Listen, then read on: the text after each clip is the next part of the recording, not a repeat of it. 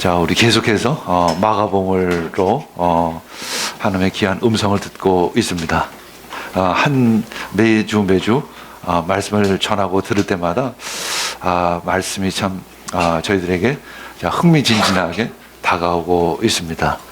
우리는 대략 그 말씀의 내용들은 알고 있지만 그 안에 또한 숨겨진 그 계시의 말씀들이 풀어지는 것을 우리는 볼 수 있습니다. 우리 마가복음을 통해서 진리를 알아가는 기쁨, 하나님의 음성을 듣는 기쁨이 있기를 원합니다. 그리고 이 전체 복음서의 전체 말씀의 전체 그림이 그려지는 귀한 시간 되어지기를 원합니다. 이제 예수님께서는 자신이 십자가에서 고난을 받고 사흘 만에 부활하실 것이라고 말씀하셨죠. 그리고 이제 제자들에게 천국의 표징을 보여주기를 원하셨습니다. 그래서 특별히 세 명의 제자들을 베드로, 야고보 그리고 요한 세 명의 제자를 데리고 따로 높은 산으로 데리고 갔죠. 그곳은 그냥 우리는 변화산이라고 이야기를 하는데 많은 학자들은 그곳이 헬몬산이 아닐까. 그리고 구약에서는 그 헬몬산을 시온산이라 이렇게 불렀습니다.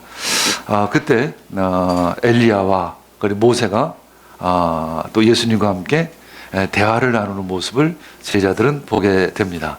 참 아주 신비스러운 모습인 거죠. 이 천국에 있는 믿음의 선배들이 내려와서 예수님과 대화를 나누는 그런 신비를 보게 됩니다. 이때 베드로가 말합니다. 우리 초막셋을 지어서 하나는 선생님을 위해서, 하나는 모세를 위해서, 하나는 엘리야를 위해서 짓겠습니다. 그곳에 세 분을 모시겠습니다. 이렇게 이야기합니다. 근데 그때 구름이 일어나기 시작을 하죠. 그들을 뒤덮습니다. 그리고 그 구름 속에서 어떤 소리가 있었습니다. 이는 내 사랑하는 아들이다. 그의 말을 들으라. 하나님께서는 바로 그 예수를 향해서 저 사람이, 저희가 바로 나의 아들이다. 이 세상을 구원할 그리스도 예수다. 이렇게 분명하게 말씀하신 것입니다. 이제 제자들은 그 말씀의 퍼즐 조각들이 퍼득퍼득 생각나기 시작을 했습니다. 이제 그 그림들이, 그 퍼즐들이 이제 맞춰져야 할 때가 다가오고 있습니다. 이제 그들은 어떤 말씀에 대한 호기심이 생기기 시작을 했습니다. 이제 얼마 지나지 않아서 그 예수님의 가르침이 모두 깨달아질 것입니다. 그러나 지금은 그 말씀들이 잘 깨달아지지를 않습니다. 희미하기도 하고 좀 혼돈스럽기도 했던 것이 사실입니다. 방금 전 산상에서 엘리야와 모세가 예수님과 함께 있었던 그런 것은 도대체 어떤 의미가 있는 것인가?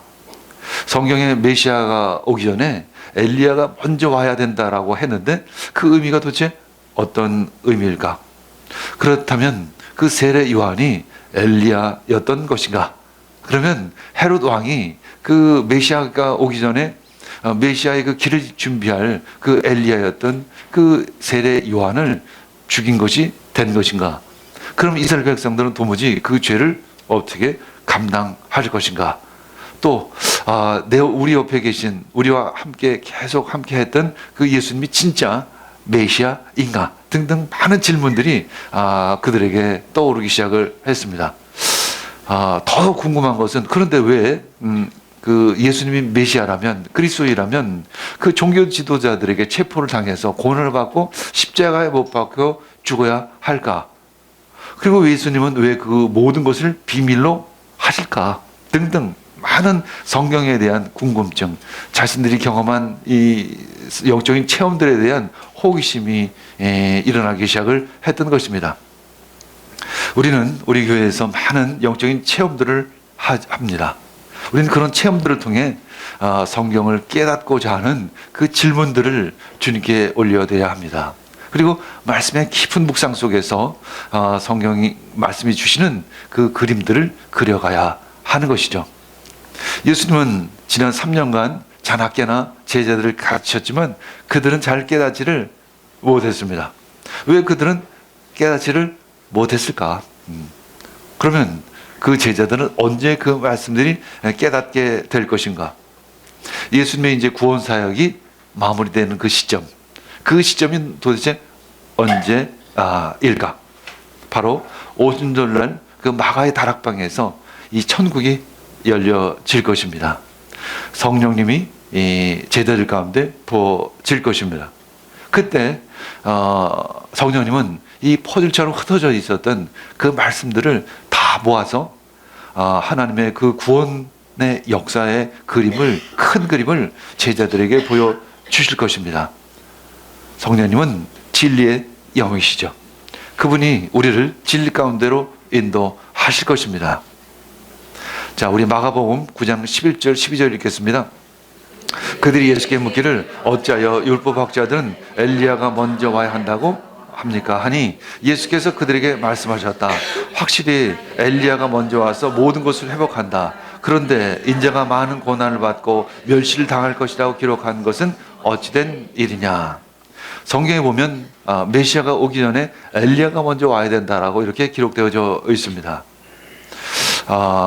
그렇다면 바로 세례 요한이 엘리야인 것인가? 라는 질문을 하게 되고 또 많은 질문을 하게 되는 것이죠.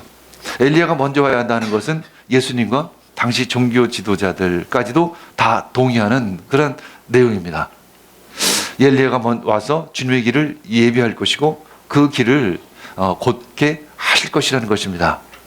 그런데 종교 지도자들이 동의하지 못하는 것은 바로 예수님이 그리스도이시라는 것, 메시아라는 것을 그들은 인정하지 못하고 있는 것입니다. 예수님은 그리스도이십니다. 그러나 당시 종교 지도자들은 예수님을 메시아라고 여기지를 않았던 것이죠. 그렇다면 둘 중에 하나는 가짜인 것입니다.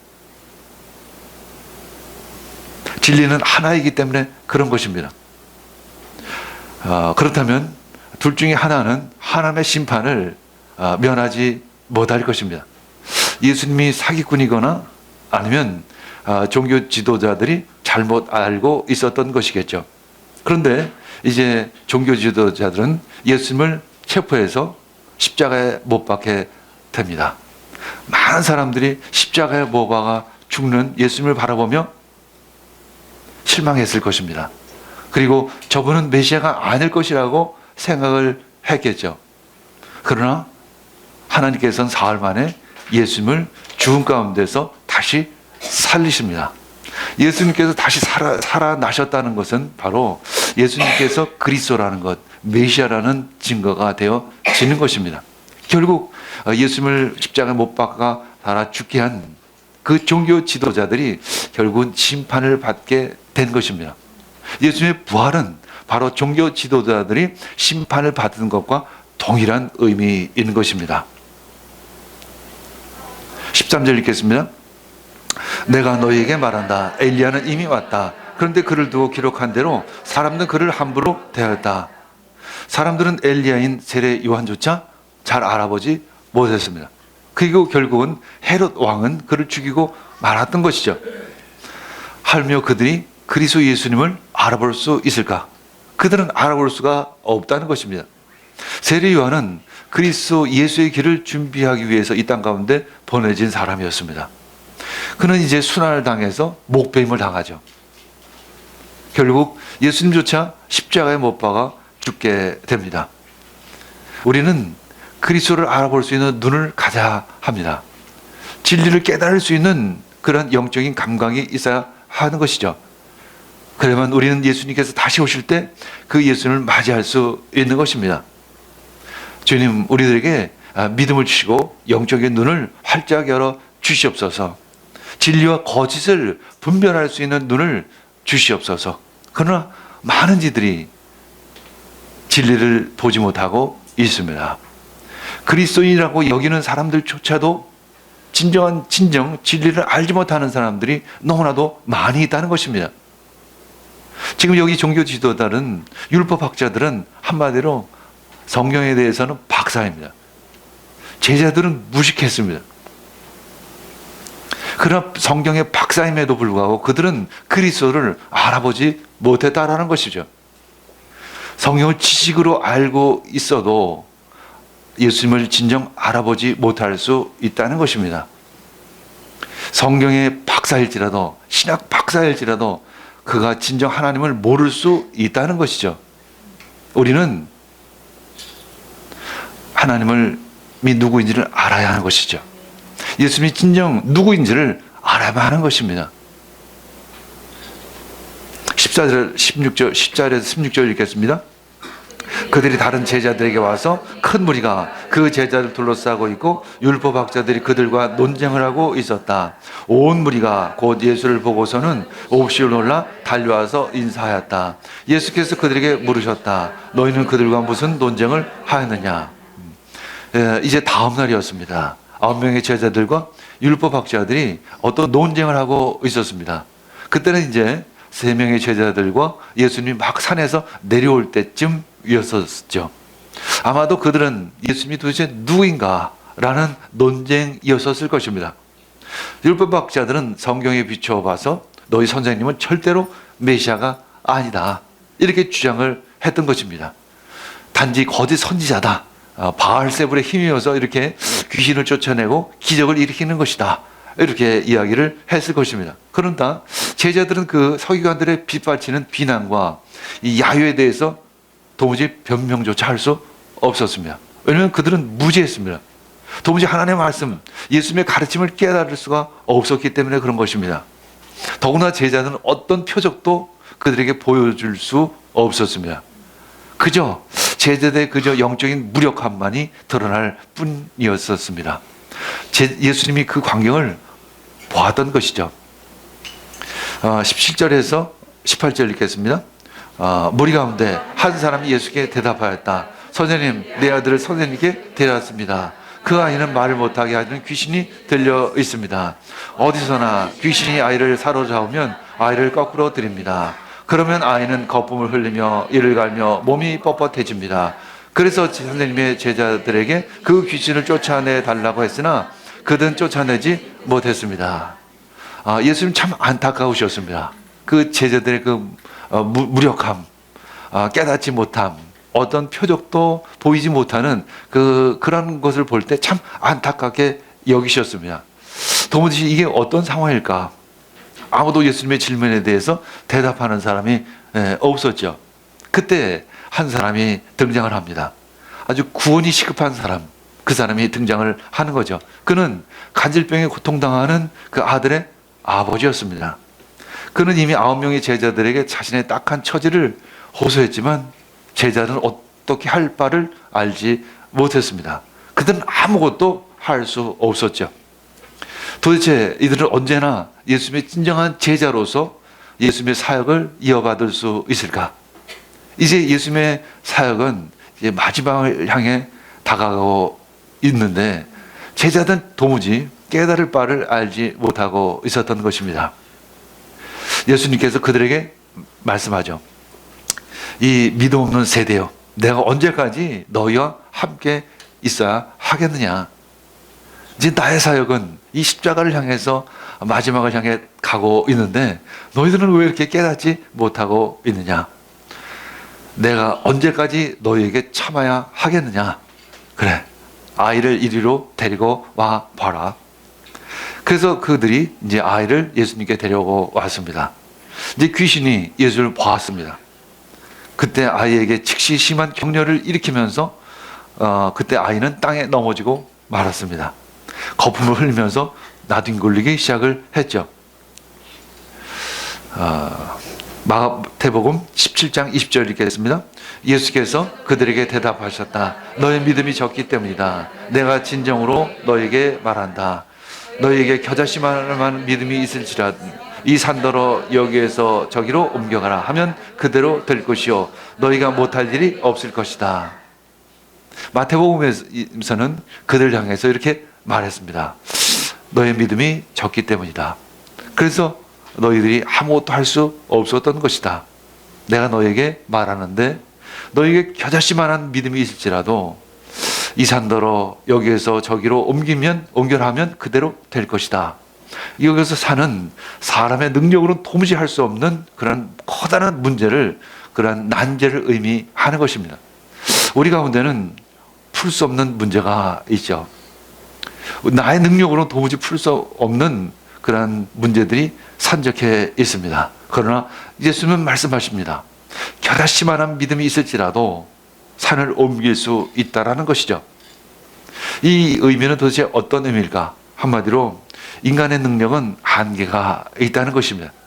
내가 할 수 없는 일이 너무나도 많이 있다는 것이죠. 그래서 믿음을 가지라는 것입니다. 그 겨자씨만한 믿음이라도 가지라는 것입니다. 두 번째, 하나님은 엄청난 능력을 가지고 계시다는 것입니다. 하나님의 풀 수 없는 문제는 없다는 것이죠. 하물며 너희들이 가지고 있는 그 겨자씨만한 믿음을 통해서도 하나님은 역사하신다는 것입니다. 이것은 우리들의 작은 믿음과 하나님의 엄청난 능력을 대조시켜서 우리들에게 말씀하고 있는 것입니다. 하나님은 우리들의 믿음을 통해서 역사하십니다. 나의 문제가 해결되지 않는 이유는 하나님의 능력이 없어서가 아니라 내가 믿음이 없어서인 것입니다. 믿음의 기도로 주님께 올려드리기를 원합니다. 하나님은 우리들의 기도를 통해서 역사하실 것입니다.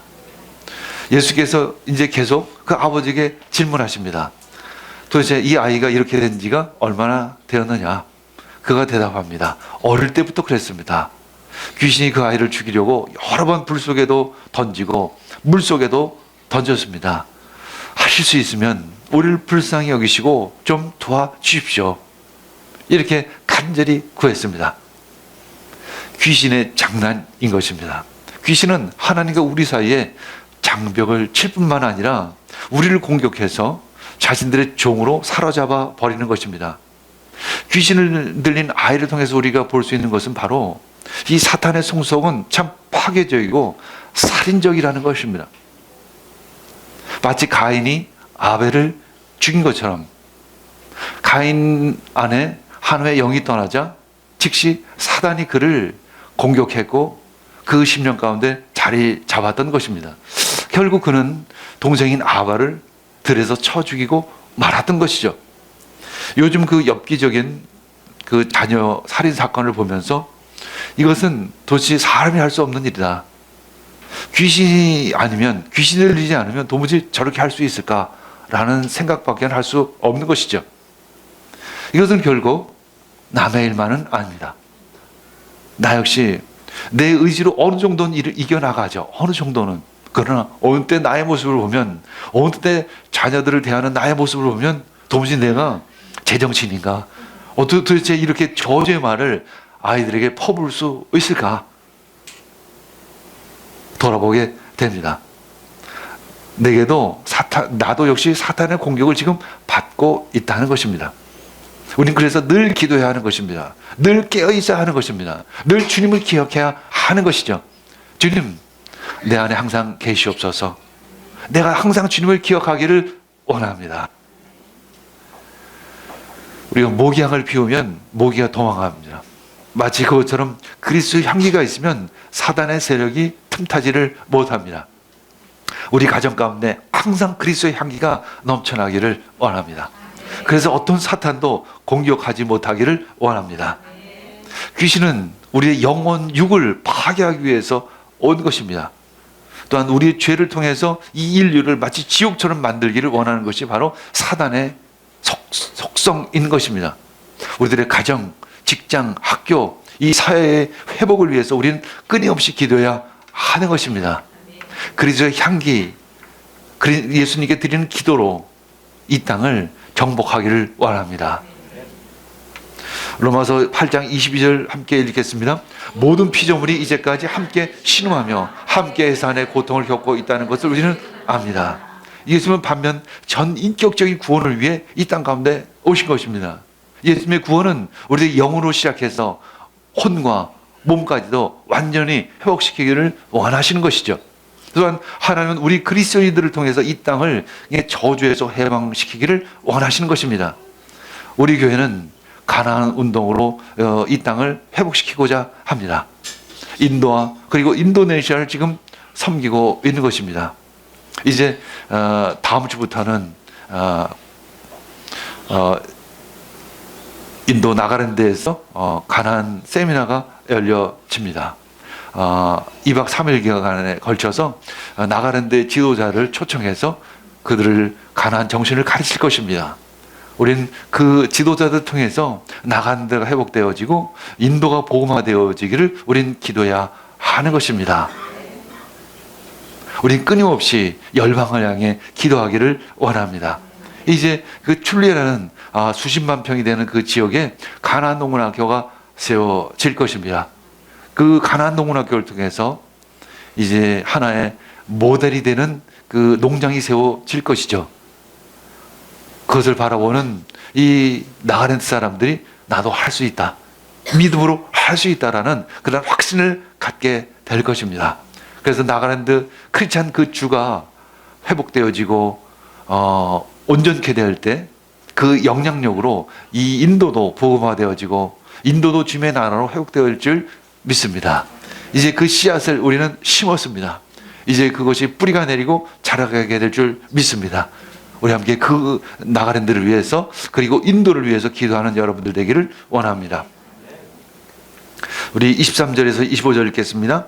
예수께서 그에게 말씀하셨다. 할 수 있으면이 무슨 말이냐? 믿는 사람에게는 모든 일이 가능하다. 그 아이 아버지는 큰 소리로 외쳐 말했다. 내가 믿습니다. 믿음 없는 나를 도와주십시오. 예수께서 무리가 어울려 달려오는 것을 보시고 악한 귀신을 꾸짖어 말씀하셨다. 벙어리와 기머리가 되게 하는 귀신아, 내가 너에게 명한다. 그 아이에게서 나가라. 그리고 다시는 그에게 돌아가지 말아라. 바로 이것이 선포하는 기도인 것입니다. 우리가 하나님께 드리는 기도도 있지만 귀신에게 명하는 기도도 선포하는 기도도 있는 것입니다. 그때는 구하는 것이 아니라 꾸짖는 것입니다. 예수 그리스도 이름으로 명하노니 이 사단의 세력은 떠나갈지어다. 믿는 자에겐 불가능이란 단어가 있을 수 없다는 것이죠. 우리가 하나님을 믿는다면 하나님은 나를 통해서 하나님이 그 일을 하실 것입니다. 요한복음 15장 16절 하반절 읽겠습니다. 너희가 내 이름으로 아버지께 구하는 것은 무엇이든지 다 받게 하려는 것이다. 우리가 구하는 것은 하나님이 다 하실 것입니다. 믿음은 바로 주님의 초원을 우리가 받아들이는 것과 같은 것입니다. 결국 우리는 믿음으로 주님과 결혼하는 것과 같은 의미인 것이죠. 그러면 주님과 나는 하나가 되어지는 것입니다. 그러면 주님은 나에게 성령을 부어 주십니다. 주님과 하나 된 우리는 하나님 아버지께 구하는 모든 것을 받게 되는 것입니다. 나의 일이 하나님의 일이 되는 것이고 하나님의 일이 나의 일이 되어지는 것입니다. 이것이 바로 믿음인 것입니다. 이것이 믿음의 능력이 되어지는 것이죠. 이것이 바로 하나님 아버지와 하나님의 능력, 바로 그것입니다. 그것이 또한 기도의 능력으로 나타나기도 하는 것입니다. 나에게 힘이 있어서 기도에 능력이 있는 것이 아니라 내가 하나님과 하나가 되었기 때문에 내가 드리는 기도가 능력이 있는 것입니다. 우리는 그래서 주님의 임재 안에서 기도해야 하는 것입니다. 성령의 충만함 가운데 기도할 때 하나님의 능력이 나를 통해서 역사하는 것이죠. 마태복음 16장 19절 읽겠습니다. 내가 너에게 하늘나라의 열쇠를 주겠다. 네가 무엇이든지 땅에서 매면 하늘에서도 매일 것이요 땅에서 풀면 하늘에서도 풀릴 것이다. 이 이야기는 베드로가 예수님을 그리스도라고 고백한 후에 예수님께서 제자들에게 약속한 말씀인 것입니다. 이 약속은 동일하게 우리들에게 적용되어지는 것입니다. 우리가 예수님을 그리스도라고 고백할 때, 예수님과 하나가 되었을 때 하나님은 우리를 통해서 하나님의 능력을 부어주기 시작을 하는 것입니다. 우리가 예수의 이름으로 선포할 때 구원이 임하는 것입니다. 우리는 이미 천국 열쇠를 부여잡는 것입니다. 그 열쇠로 이 땅의 저주를 풀기를 원합니다. 이제 구정 연휴 기간이 왔습니다. 이제 가족들과 이제 좋은 아름다운 교제 시간이 될 것입니다. 그러나 가끔 이 귀신이 또 사단이 공격할 때가 있습니다. 가족 간에 분노하고 싸우고 다툴 때도 있습니다. 그때 우리는 예수님의 이름으로 선포하기를 원합니다. 그렇다고 겉으로 선포하지 않으시길 바랍니다. 속으로 선포하시길 바랍니다. 이 악한 세력은 떠나갈지어다. 이 귀신의 세력들은 떠나갈지어다. 우리 가정 가운데 평화가 임할지어다.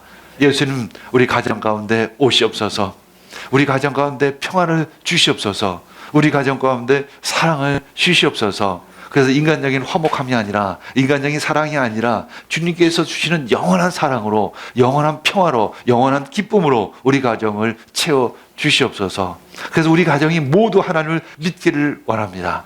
우리 가정 가운데 믿지 않는 이가 하나도 없기를 원합니다. 그렇게 기도하는 구정 연휴 기간이 되어지기를 원합니다. 26절, 27절 읽겠습니다. 그러자 귀신은 소리를 지르고서 아이에게 심한 격려를 일으켜놓고 나갔다. 아이는 죽은 것 같이 되었다. 그래서 사람들은 모두 말하기를 아이가 죽었다 하였다. 그런데 예수께서 아이의 손을 잡아서 일으키시니 아이가 일어섰던 것입니다. 귀신이 비명을 지르며 그 아이에게서 나갑니다. 그때 마치 그 아이는 빈 껍데기만 남은 상태가 순간적으로 돼 버린 것입니다. 그때 그는 쓰러지고 맙니다. 그때 예수님께서 그 아이에게 손을 대십니다. 분명 예수님을 통해서 성령님이 그 아이에게 임했을 것입니다. 하늘의 생명력이 예수님을 통해서 그 아이에게 임했을 것입니다. 바로 이것이 바로 믿는 자의 모습인 것입니다. 믿음은 바로 예수님의 손을 잡는 것과 같은 의미인 것입니다. 그때 예수님의 능력이, 하늘의 생명력이 우리를 가운데 임하게 되어지는 것입니다. 그 아이가 일어나듯이 우리가 회복되어지는 것입니다. 아이가 다시 태어나듯이 우리가 다시 거듭나게 되어지는 것이죠. 마치 하나님께서 아담을 흙으로 지으시고 그 안에 생기를 불어넣어 주신 것과 같은 의미인 것입니다. 그때 생명이 된 것입니다. 주님, 우리들에게 성령을 부어 주시옵소서. 생명의 능력을 부어 주시옵소서.